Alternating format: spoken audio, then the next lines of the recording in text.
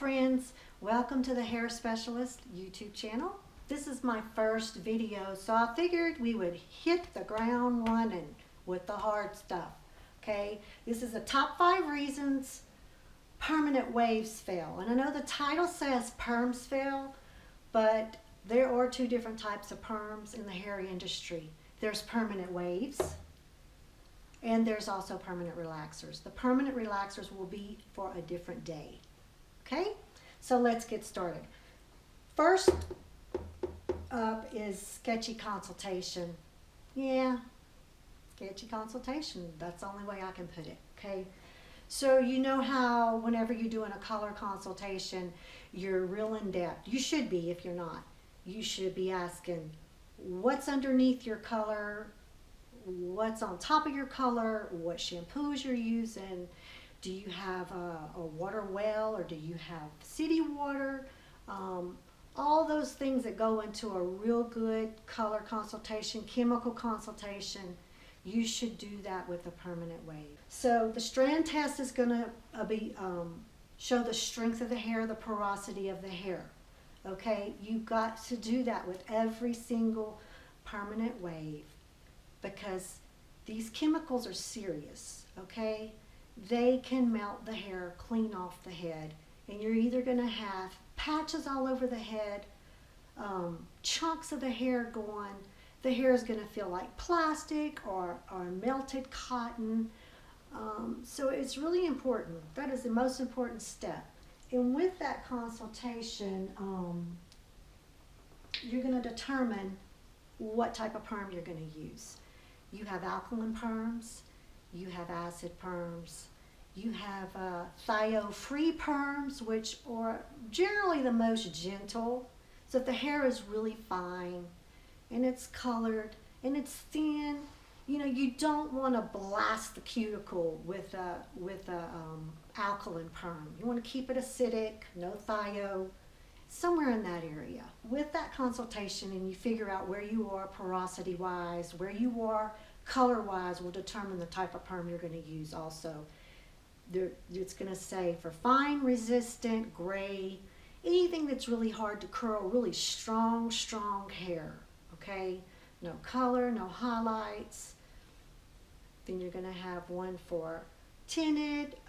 Sometimes the tinted will go up to 40% highlighted. And then you have just bleach. Perm just for bleached hair. That is another class for another day. Okay, so that's going to determine your little porosity test, your consult. It is the most important step of the perm right here. Number 1, along with this consultation right here, you're going to do a pre-treat to the hair. It's going to require either a good reconstructive treatment before the perm. Save yourself, I want a refund. Save yourself, my hair's falling out of my head. Save yourself, this side curled, this side didn't. Do a really great consultation, okay? Your pre-treat could consist of an actual reconstructive treatment at the bowl, which there's a few of them out there that I've used that work great. Or it could just consist of a real light protein spray, a water-based protein spray, or even just a little, you know, just a little porosity control spray, Alleviant. A lot of your perms do have pre-treat solutions in the box. Number 2, rod sectioning. Okay, the most important thing about rod sectioning and placement is how much hair is wrapped around that rod, okay? So in school, you learn that you need to do, let's say, 2.5 wraps around the rod to get a good curl, whether it be little rod, big rod, body curls, foam rods. It doesn't matter the shape, it doesn't matter the diameter of the rod. You got to get 2.5 wraps to get a curl. This is from the School of Hard Knocks. You have to put those perm rods right next to each other where you cannot see that scalp, okay? So let's just say, you know, the hair is 3 inches. That would be fine to put them close together, whatever size rod you choose to use. But let's just say the hair is really long. You cannot roll all that hair on one rod and it be like this. What's really important is that you section the hair. If this is the diameter of your rod, or this is the diameter of your rod, or this is the diameter of your rod, then that section needs to be the same width as the diameter. Okay, with no gaps.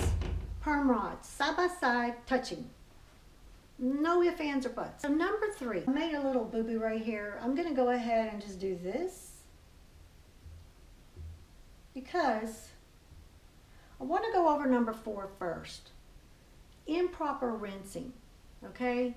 I know when we're in the bowl, our perm is processed, it's time to rinse. I see this happening. I see the water splashing all over the client's face. The pressure's so high. It's too cold. It's too hot. It can't be. It has to be tepid or lukewarm. About the same. It means about the same thing. Tepid water.